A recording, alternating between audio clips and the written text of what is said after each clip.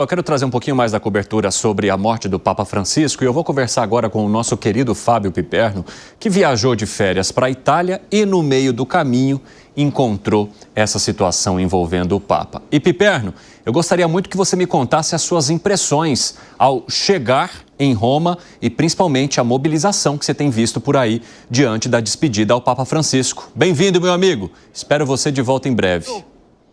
Meu caro Evandro Cini, saudades de vocês. Evandro, para começo de conversa, eu estou até me ajeitando aqui. Você sabe por quê? Eu estava saindo lá, né, da Praça de São Pedro, e eu fui atingido por um pombo. Pegou um pouco aqui na minha camisa branca, né, na minha bolsa, e naquele momento, inclusive, eu estava com o RG fora da carteira, porque eu estava preenchendo um formulário lá de credenciamento. É sério, carimbou até um pedacinho do meu RG.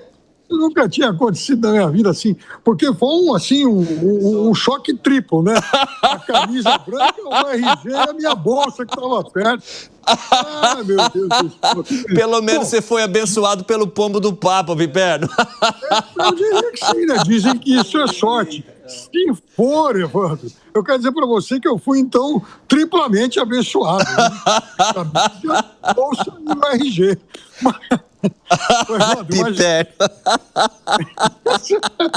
Coisas que acontecem. Fora o incidente com o pombo arrematador, o que você tem aí mais? Então, né, eu vou fazer o quê, né? Vou olhar feio pro pombo? Não ia resolver o problema, né?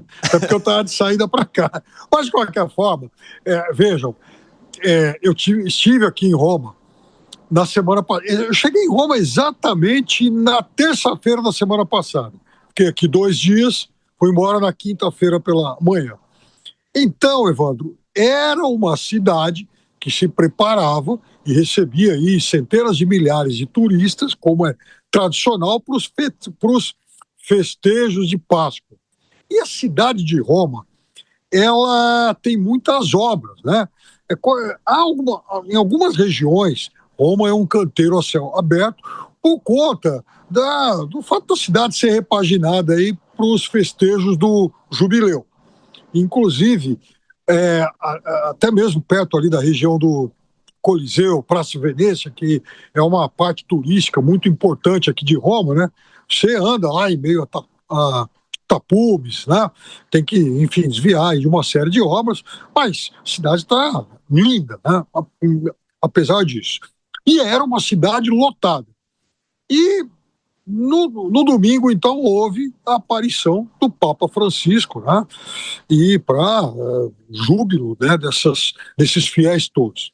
E ontem, a notícia trágica, então, do passamento do argentino Jorge Bergoglio, o Papa Francisco. Ontem à noite, eu retornei a Roma, cheguei, até fiz uma rápida entrada nos Pingos e fui à Praça de São Pedro. Coisa de... a gente está aqui perto das 7 da noite de Roma, né? Então, cheguei lá mais ou menos às 10. Desculpa, eu disse 7, não. Leia-se 5 à frente de vocês. Já estou até fazendo confusão, né? Quase 22 horas. Isso, então, exato. cheguei lá ontem por volta das 24 horas. E aí não tinha absolutamente ninguém, a não ser alguns segurança apenas. Agora, hoje não. Hoje o cenário totalmente diferente, principalmente na parte da manhã. Eu cheguei lá por volta de 9h30 da manhã, 4h30 horário de Brasília, e o público, principalmente até o início da tarde, era um público imenso, né? As pessoas circulando bastante, centenas de jornalistas.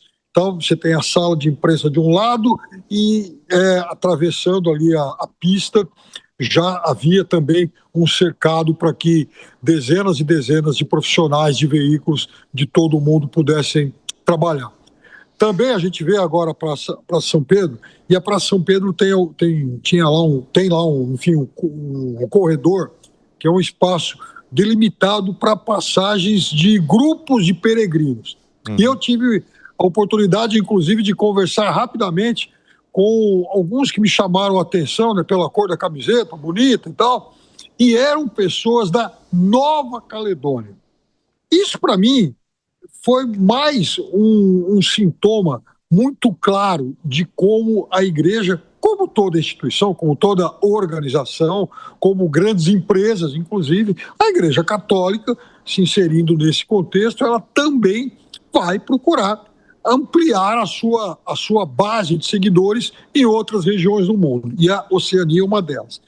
O catolicismo tem na África hoje a região do mundo onde essa religião mais cresce, né?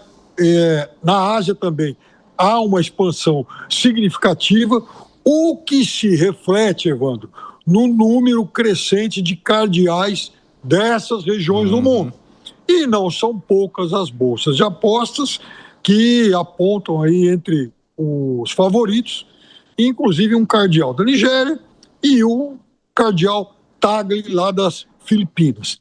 E aí tem uma outra coisa muito curiosa.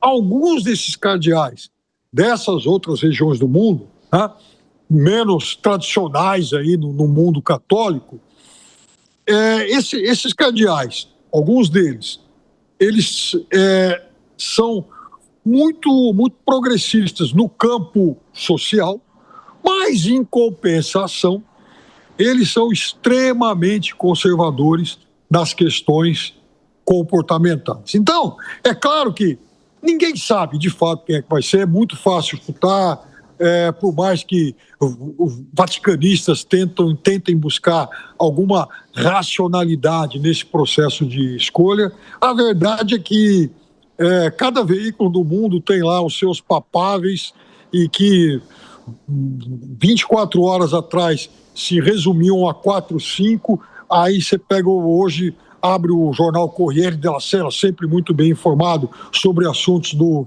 Vaticano, eles já apontam 12, mais tarde o El País já falava em uma lista com 15 nomes, e veja, a gente está falando em 15 e um colégio eleitoral de 138. Portanto, aí mais ou menos 11, 12% de todos os cardeais participantes eram, segundo esses veículos, no caso do El País, fortes candidatos, né? É óbvio que qualquer um deles pode ser ungido papa, mas, enfim, tem também muito chute nesses palpites que a gente vê espalhados pelo mundo aí.